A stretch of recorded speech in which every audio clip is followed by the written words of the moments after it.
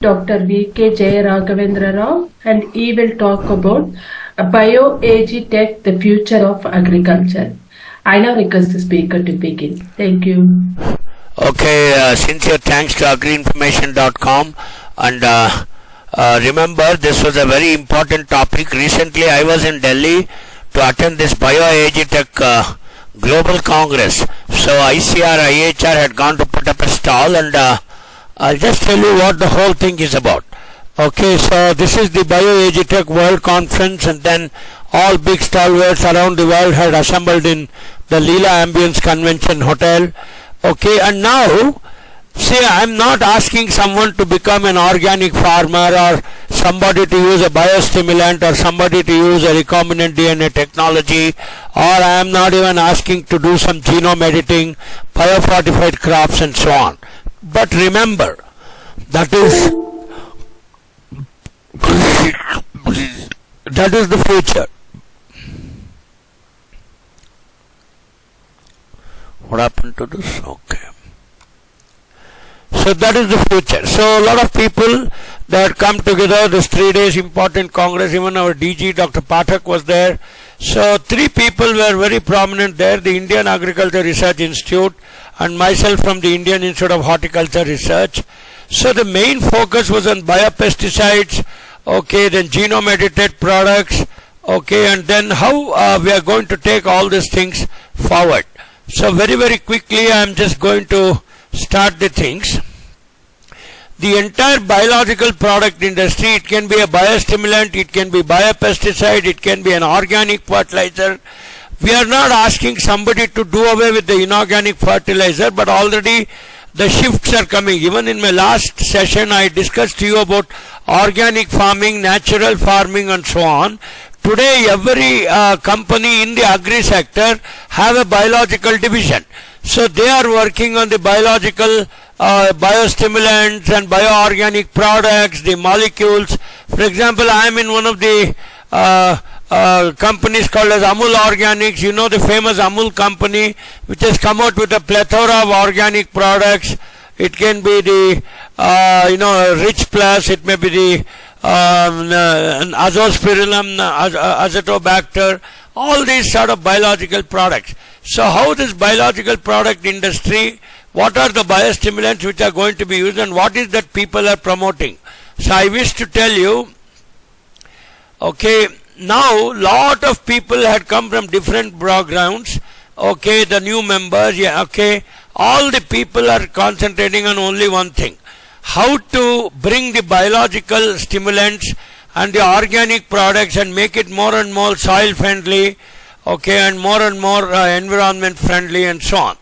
So how this presentation has to be used is only thing is, okay, you will have to use a lot of organic products which are more climate sensitive rather than climate aggressive. So we'll quickly go.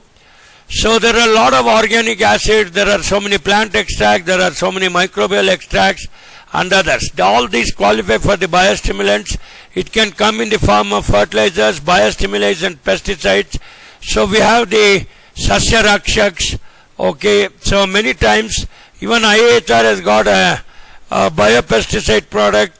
So all these are going to be targeted with a particular pest and it is going to be very effective. And more than anything, now the technology is not input responsive, but it is climate responsive.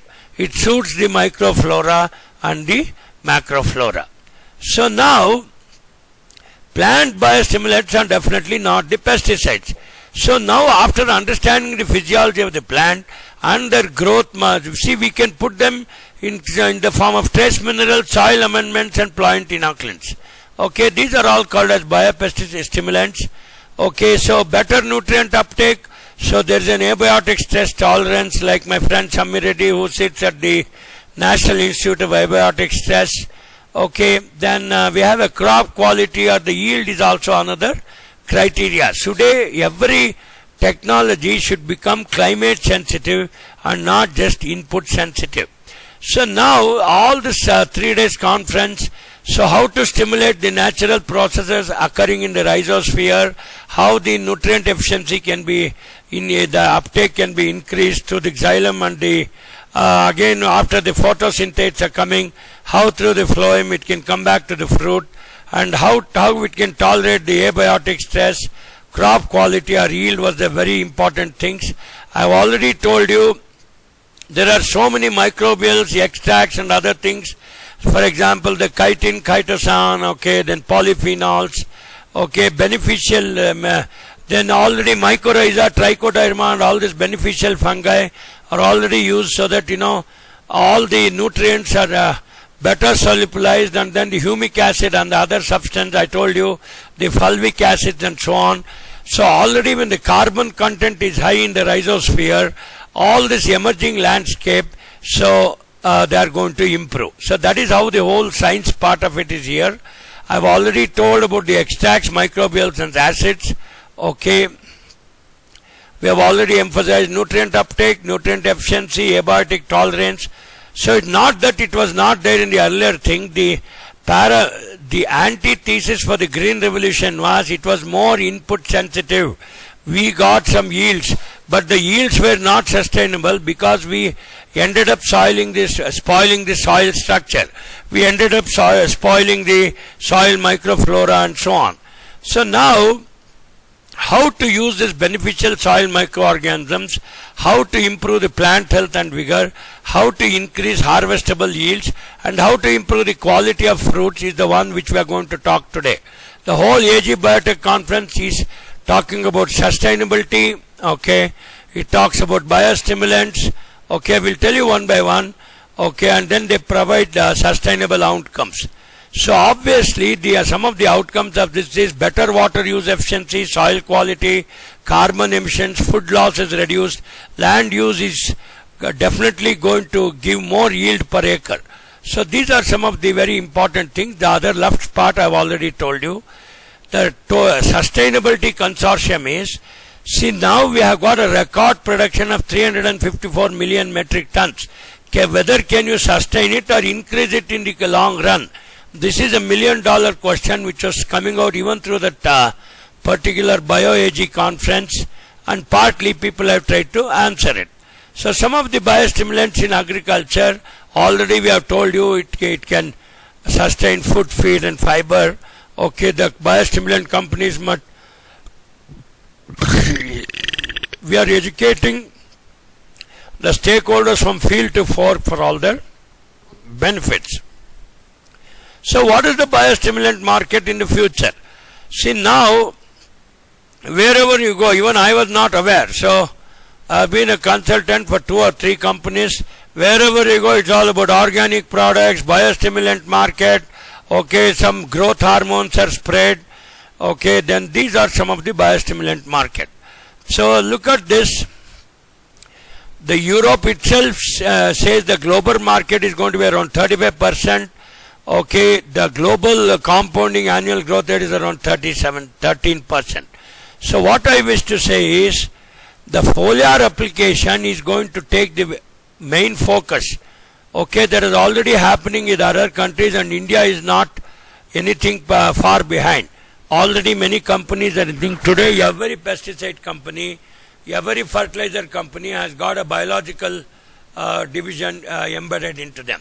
So the market summary says, okay, the biocontrol and plant biostimulant industry is going to be the increased in manufacture and all these things. Okay, so this is how because there is a market, people are coming. Okay, now the market also, the drivers are more product use to avoid soil degeneration, growers' lack of knowledge and understanding of biostimulants, expanded use beyond pioneer countries, okay, then lack of widely accepted definition and uniform. See, today we have paramparagat krishi, okay, we have organic farming, we have natural farming. It is coming out in various formats. So the regulatory environment, okay, we can categorize them into 3: fertilizers, biostimulants and pesticides. Okay, and already people have been taking licenses, and as you already know, at a district level or something, you have to meet the Assistant Director of Agriculture, you'll have to take a license to sell even these products.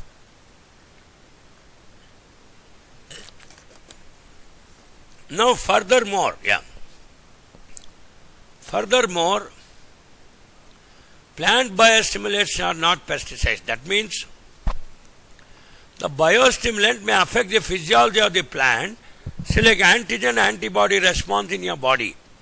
See, now if you have more of this biostimulant, it can enhance your particular resistance to the particular pest, whether it's Bt cotton or it can be Bemisia tabaci, the vector, or whatever it is. So that is how the action is going to be taking place. Biostimulants support the following, okay. They can be applied to seeds, they can be applied in the rhizosphere. We have one Rootex from Amul, which is applied in the rhizosphere. It is a vesicular arbuscular mycorrhiza, and the nutrient efficiency and abiotic stress is going to be enhanced. So now the US regulatory environment, so they have come out with various distinct biostimulant category. Okay, we have market protection, level playing field, data protection, predictable path, adaptable to innovation and future technologies. So now, having said all these things in the things, okay, the European Union, the USDA and the states, so everybody is asking people to shift slowly from at least 50% to the organic products and biostimulant market and these sort of things. So today 100% inorganic does not exist. Okay, obviously it should be clarified that biostimulants are not pesticides, but it only enhances the regulatory framework, and then the resistance mechanism is going to be improved. It is like your Ayurveda and other things. By taking that, your resistance improves. Okay, that is how it is going to be there. How are we going about in today's lecture? So the biostimulants market, either from influence to advocation to communication to education to collaboration and implement. Okay, we are going to do this. And how the advocacy, we have already shown you all these things. So that 3 days meeting was there, a lot of industrial collaboration. So we can quickly go. One is the biostimulant, biological. We have got so many products, I'll show you one by one. Acid-based biostimulants are there, okay, and then seaweed and plant extract. Even in IHR, we have been using some of these as foliar applications, some of the chelate nutrients. When we apply, okay, there is an improved vegetative growth and fruit set, especially in mango and all that.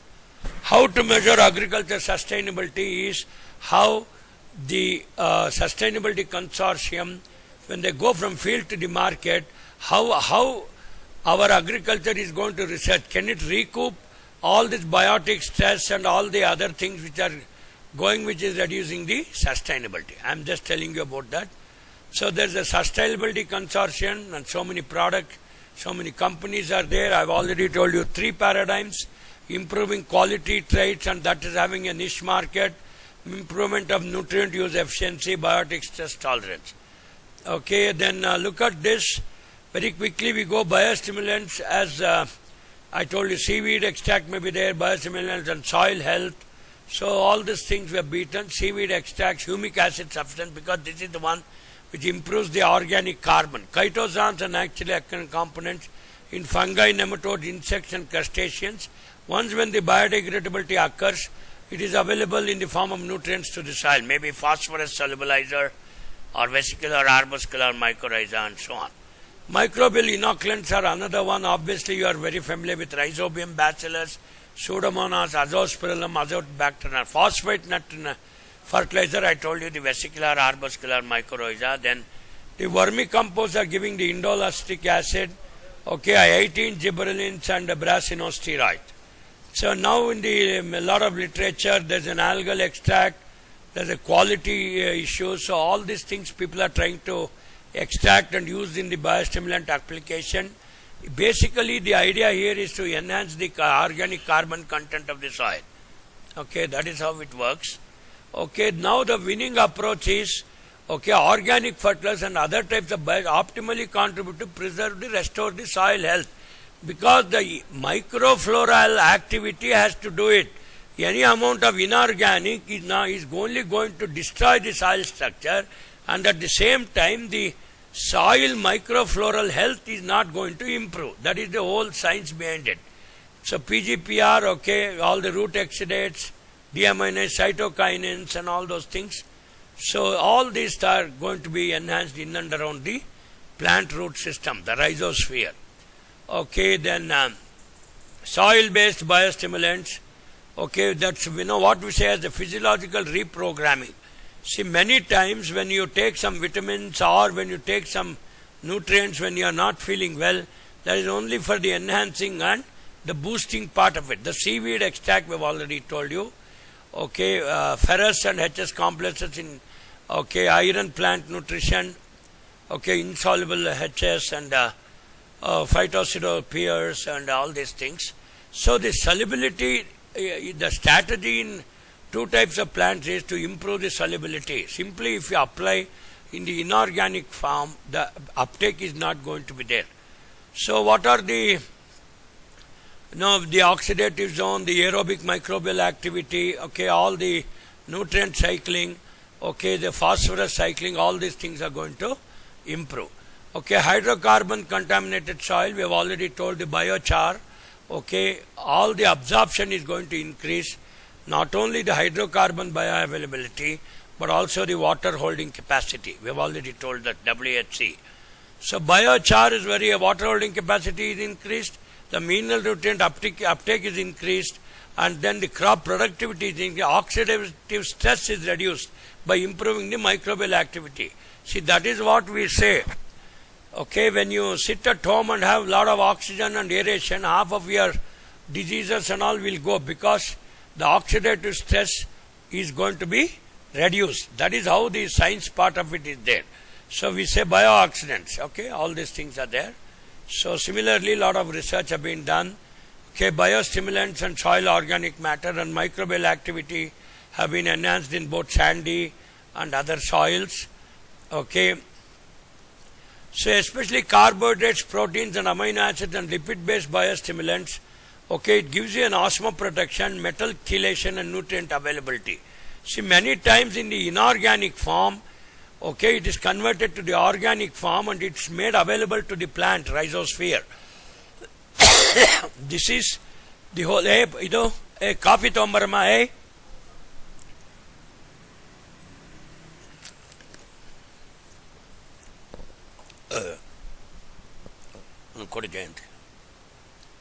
So we'll quickly continue here.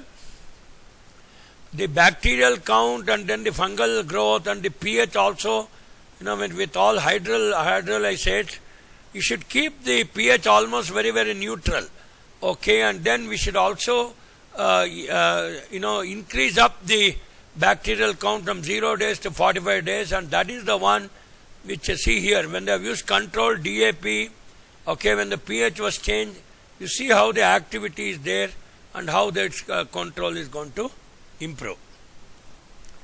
Now, dehydrogenase activity also.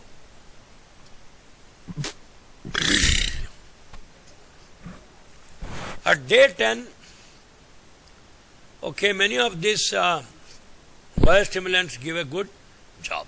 So, this is what is very understandable. So, organic microflora, okay. So, the plant physiology part is the root exudation, photosynthesis, nutrient uptake is increased. Zinc, see, many of the micronutrients are also solubilized.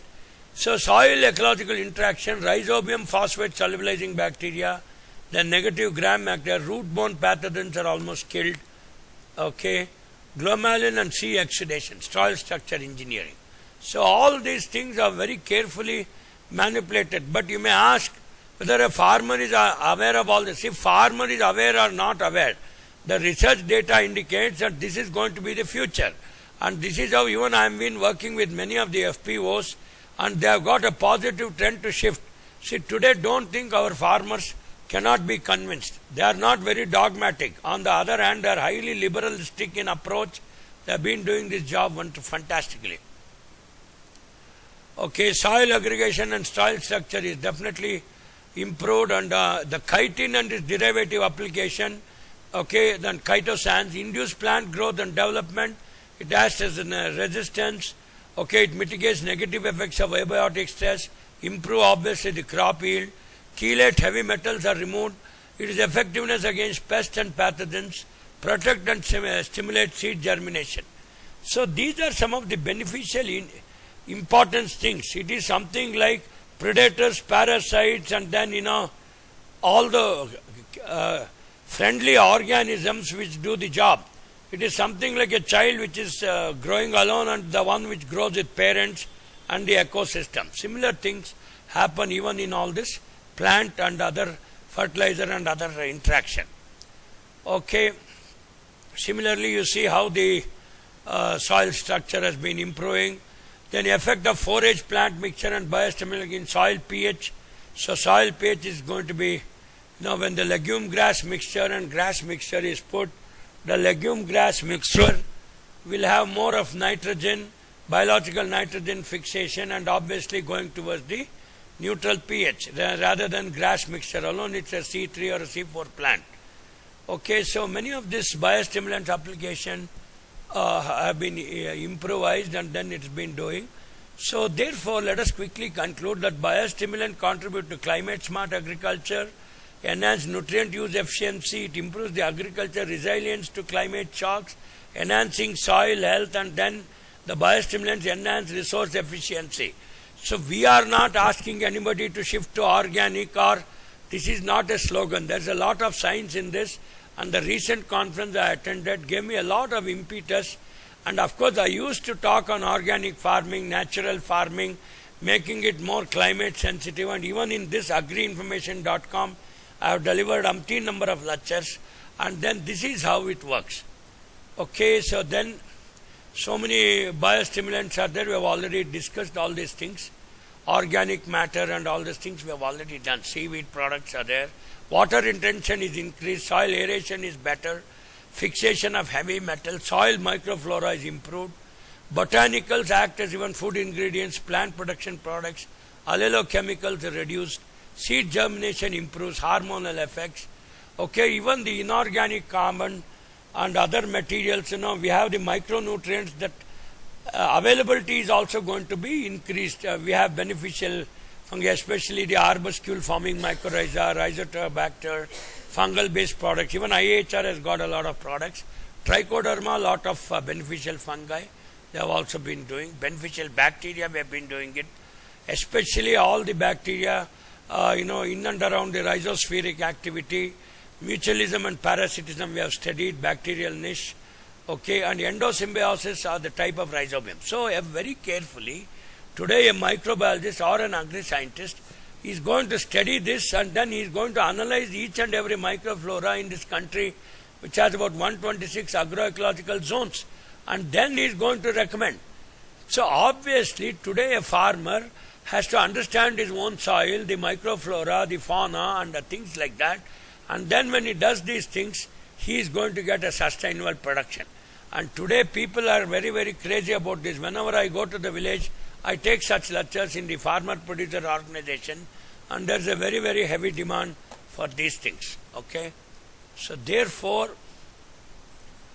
what are the biostimulants? It may be organic and inorganic molecules. It can work on the cellular mechanism, plant physiology, and it can also give economic and environmental benefits by, promoting the useful insecticides and killing the bad pests and so on. So plant resistance against stress condition, okay, it may be heat, it can be water, moisture stress. Okay, at a cellular level, we are trying to control many of these things. So the plant biostimulant is a very complex issue. Okay, and then plant production products coming out of this is still more trickier. But obviously today's and future agri is more of a science-based things rather than some narrative which is created in the media. So don't ever think like that. The whole globe and the whole world is talking about climate change. It is talking about climate-sensitive agriculture, and then it is talking about environment-friendly agriculture. So definitely we should not lag behind. And at least the agriinformation.com people who are attending this seminar should have a definitely, clear awareness about this particular subject. So, very quickly we go.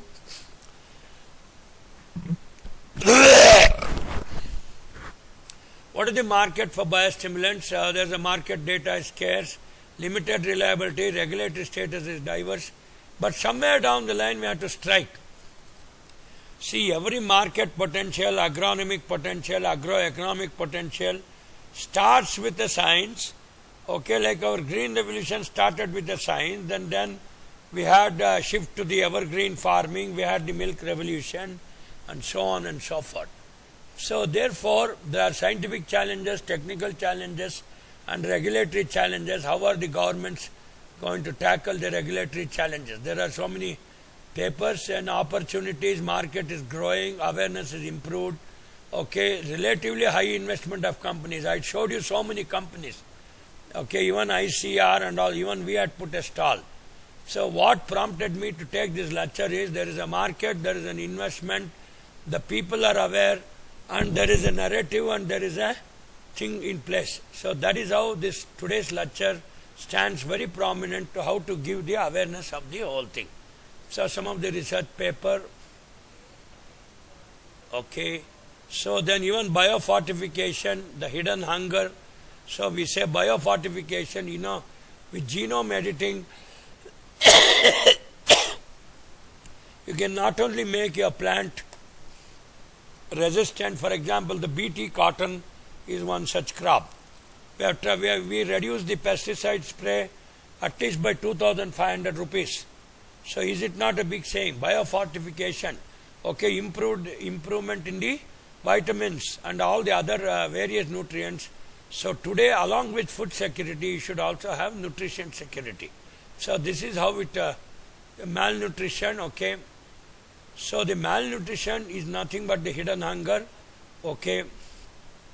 And we have tried to improve on some of the micro and macronutrients. Okay, we are trying to fortify them. I recently had a project of biofortified bajra where normally the iron ppm is about 45 ppm. That means 45 microgram for every 1 kilo. So that means people have biofortified it to double. Almost 90 ppm of iron enrichment has come just by biofortification, and that's a very great hot science today. Excuse me, I'll just... So therefore,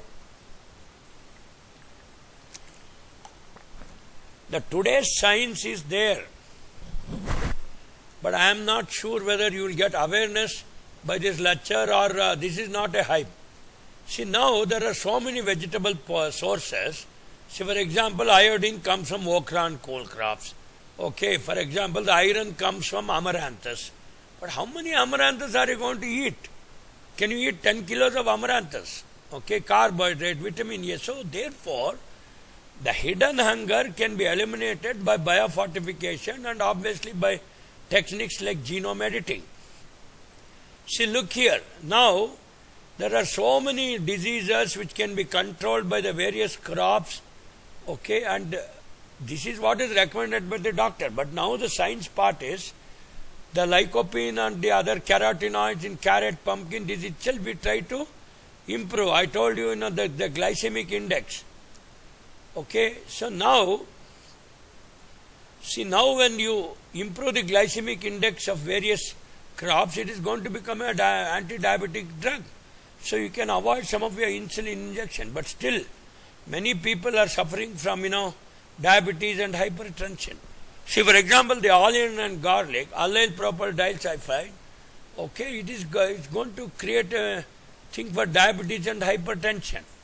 Okay, some people, I am not saying the Jain population or XYZ, they may not eat. So there is things, nutraceuticals in various vegetables. Okay, all those things, varicose veins can be avoided with green chili. Okay, then spinach can avoid your good, you can have a good eyesight. Okay, cancer, broccoli. This you used to hear only in a James Bond movie, Albert R. Broccoli presents. Okay, broccoli with Harry Saltzman. Okay, they were the producers of the James Bond movie. Broccoli has a cure for cancer. Okay, so a lot of countries, okay, they are affected by micronutrient deficiencies, and then definitely biofortification is the only answer. This particular conference also highlighted, okay, big 4 components: iron, iodine, vitamin A, zinc. So these are some of the things to support the hidden hunger, and we have already shown you the various symptoms. So how to enrich our crops, how to use BioAG tech in the cultivation itself, so that people get it across the counter in a supermarket. They get access to fresh, good vegetables which are highly nutri-sensitive. So that is the whole purpose, with dietary diversification and so on. So now the fortification in India, 80 brands of edible oils is fortified with vitamin A and D. 55 milk brands have been fortified. 12 wheat flour and 2 rice brands have been enriched with iron. At least 16 states and union territories are also supplying fortified rice via their food system. So this is how we have already taken care, friends. So these are not hypothetical. These are actually what has happened in the field. So I had some health issue, but nevertheless, okay. So how to do biofortification? Either you can do to breeding, agronomic or genetic engineering. Okay, we can do even micronutrient environment. Sometimes it can be external biofortification, it can be internal biofortification. Okay, so ultimately we see that in the market when somebody gets it, he gets a fairly good quality of vegetables, so that he should reduce his external supplement intake of popping up all these vitamins and neurobion tablets and so on. So even through fertilizer application, we have been improving the biofortification. Okay, there are so many case studies how we have improved iodine, iron, zinc fortification in tomato fruit, especially potassium iodate. Okay, we have already seen. Then agronomic biofortification of carrot with selenium. Okay, very, very important things. Don't think these are not happening in India. It's very much happening. Okay, so this is a agronomic approach. Okay, enhancement of calcium, selenium. Okay, and all those things. Even breeders also in IHR, I keep seeing whether polyploidy and mutagenesis, they are enhancing the nutrient status of these things. So this is how it works. I think I can go on and on. Okay, I think I should put a stop here, so that rest we can study and cover in this one. Okay, I'll stop. Shall I stop, ma? Yeah, I stop sharing. Yeah. Now the session is open for discussion. You can. Yes, sir. Yeah, please. Thank you very much, sir, for a wonderful presentation. I'll take up the questions now. Yeah. The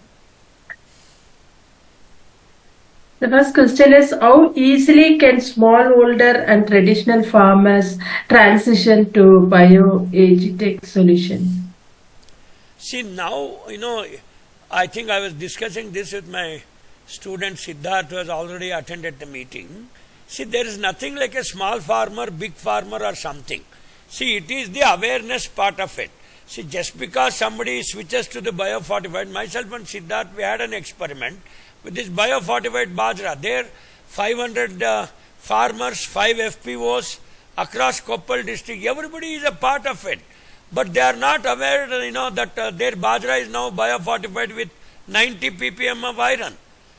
Okay, see, the farmer need not have the awareness, but he is doing a very good job. See, when we sell this particular biofortified bajra in the market, Mr. Siddharth had got 3,200 rupees as compared to 2,200 rupees in the Koppal market. There is a value addition. So now what I am saying is, you may be doing a very good job, but you might not be aware that you are doing a very important job. So how does it matter? See, as long as the farmer's income is justified, the farmer's income is protected, and definitely we are not asking the farmer to grow ganja or do some anti-social activities. The farmer is very, very happy. Let me tell you, Siddharth, you can even share in this thing and supplement my thing, that in fact the small farmers are more responsive as compared to the big farmers. Their awareness level is so high. See, when we left that project site, they were just short of falling at our feet. Even today, after doing all these experiments, I still feel there's a lot of scope to do all these things rather than going up with this natural, this inorganic farming. We have to create awareness with the people here. Everything is not money, madam. I am telling you, these niche products will get money also. Awareness is better. The nutri-sensitive is also going to be very better, and already it is better. I think I have answered. Siddharth, can you just add, Siddharth? Yeah. Yeah, sir. Good afternoon. Yeah, Good afternoon, Siddharth, everyone. he is my student who works at Arya AG Shape. We keep doing many of these experiments together. That is Siddharth. Siddharth, you just tell me what madam is asking.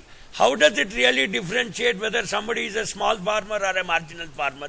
See, as long as his rates are protected, I don't feel any hitch. What is your opinion? Yeah, sir. The thing is that as long as the product is authentic, as long its results are visible, as long it is by word of mouth from the farmer community, the scale is not at all a hindrance for these bioproducts. It is only the visible results, because it is the competitive companies himself. For example, I don't want to name any company. The big inorganic companies are now coming up with the organic products. So earlier they were saying you spray this will be good. Now they are also only saying you spray this will also be good. So it is only the farmer who accepts everything. यही किसी urban customer को जाके बोलिए जो Nestle का दूध बेचता है, बोलिए कि दूध भी ये लीजिए and now you take Boost also. Earlier you are opposing Boost, you are saying only drink milk. Now you are saying drink milk with boost because boost has been manufactured by me. So it is just the paradox need not to be there. It has to be a clear cut vision, and its results must be quite visible, and it has to be a word of mouth for getting its scale. No, Siddharth, we both discussed in Delhi when you were also there. You tell the audience, why is that today every company has got a biological division? Earlier they had only a chemical division. This was the argument, and why today's lecture I asked Dhanlakshmi madam to schedule it at this hour. Why is that every company is interested in a biological department? Is it a business model, or there is some science in it and you see a potential? So there is a science, and there is, as taught by you only, we do pestle analysis for any product before launching it to market. Yeah. Right. So there is a policy shift. There is an environmental shift, there is a technological shift, there is an ecological shift, as well as there is a climate requirement that is needed. So policy, environment, climate and socio-economic factor have it has forced even the inorganic chemical companies to come to and have biological products. So that is why it is the need of the hour now. Correct. Because see, even in the 3-day conference, when we had an interaction with all those international experts, so they have not come there if big money was not there. They have not come there if big narrative is not there. There is a narrative in place. There is a shift expectation in place, and today almost everybody is going to this. And obviously, when I go with the farmers say, "Sir, you kindly guide us how to do it." See, they tell, even if I get 50 paise as a premium, even if I get at least, if I get a very good product, they're ready to be with us. So today the awareness is a limitation. I feel awareness is a limitation. Awareness se bhi zyada, sir, that awareness will happen only with word of mouth. True. For example, this 2,4-D, a very common herbicide, everybody knows. Yes, it's a technical, yes. right? So 50 years back when 2,4-D came, it was a poison. Now today 2,4-D is a necessity. Correct. Right. There is a Roundup. They Round- say it is Roundup resistant. So the breeders are coming out with some products which are resistant to 2,4-D. So Right. the pest is killed, the herbicide is also in place. So today it is all very strategic agriculture and horticulture. There is nothing like blind horticulture, blind agriculture. So those Right. things are almost gone. Right. Yes.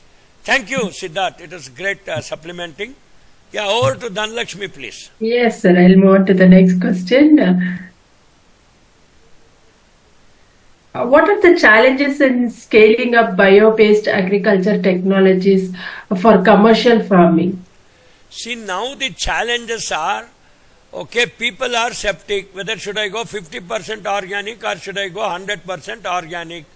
So this transition itself, that ratio of transition is $1 million question. So we have been telling you do it in a phase-wise manner. Okay, then for example, you start from 25% and then slowly you do it. See, in spite of all these things, our yields are bumper. Let me tell you, 354 million tons of horticulture, 350 million tons in agriculture. I don't find any problem in the production part. Only the value addition, niche customers, that is an issue. So absolutely no issues, madam. People will shift. People are shifting. Yeah. Okay. What regulatory hurdles are currently slowing the adoption of bioagtech globally? See, the regulatory hurdles are somebody is giving a water molecule and asking you to spray. He might do a fraud. So the testing agency or the assistant director of agriculture, who is supposed to give a license at a district level or whatever it is, the licensing monitoring must be very strict. You cannot allow Tom, Dick and Harry products to simply come inside and then cheat the farmers. Some farmers were also cheated to a tune of 40 lakhs or whatever it is. The regulatory mechanism and booking them through the legal mechanism is the most important thing of the hour. How to book them in case somebody plays a fraud. Okay, I'll move on to the next question, sir. What impact does bioagtech have on soil health, biodiversity and carbon sequestration? No, this is the most important thing which we are all doing. See, by shifting to this organic and this bioagtech and all that, soil structure, soil fertility, organic carbon, okay, soil microflora, okay, azotobacter, nitrobacter, azospirillum, the entire thing is enhanced. So because of this, the symbiotic relationship and the nutrient uptake, whether it is through the roots or the xylem or the phloem vessels, is definitely going to be enhanced. So it is definitely moving towards a more climate sensitive agriculture rather than a nutrient sensitive agriculture. I think I made the point. Okay.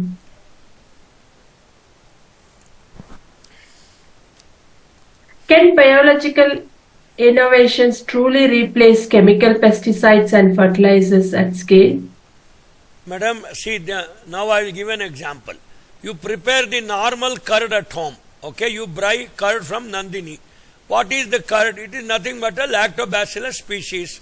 So now if you use different lactobacillus species, you won't get the required curd. And the curd you buy from the market, you cannot replicate it because they have already killed the microorganism. And even your normal idli batter, which comes from Saccharomyces cerevisiae, so if you use the wrong species of Saccharomyces cerevisiae, you won't get your idli at all. So therefore, today it is a world of microorganism, whether it is bioenrichment, biofruit, okay, all the probiotic curd or probiotic juices are all targeted to enhance the vitamins and other micronutrients. There is a huge market for that. I see that the whole world is going to be that. And even customers can check it across their counters and see that whether they are giving a good product or a bogus product. Obviously, health will be good. See, is there not that you take a probiotic curd or probiotic lassi that your health is going to be big? Very good. I think that's the answer. Thank you very much, sir. We have now completed the round of questions. On behalf of agricultureinformation.com, we like to thank Dr. V.K. Jayaraghavendra Rao for the talk and for answering the questions. A special thanks to Mr. Siddharth for his participation. This meeting will now be closed. Okay, thank you. So, Siddharth, yeah, you should take a lecture on your own from next time. Sure. Thank you, sir, for sharing this invite, and thank you, agricultureinformation.com. We'll be happy to collaborate through, sir. Definitely, sir. Yeah, sure. Thank you, so nice Thank of you, thank you, sir. Yeah, I close the meeting. Yeah, right. Yes, where is, okay, host has ended.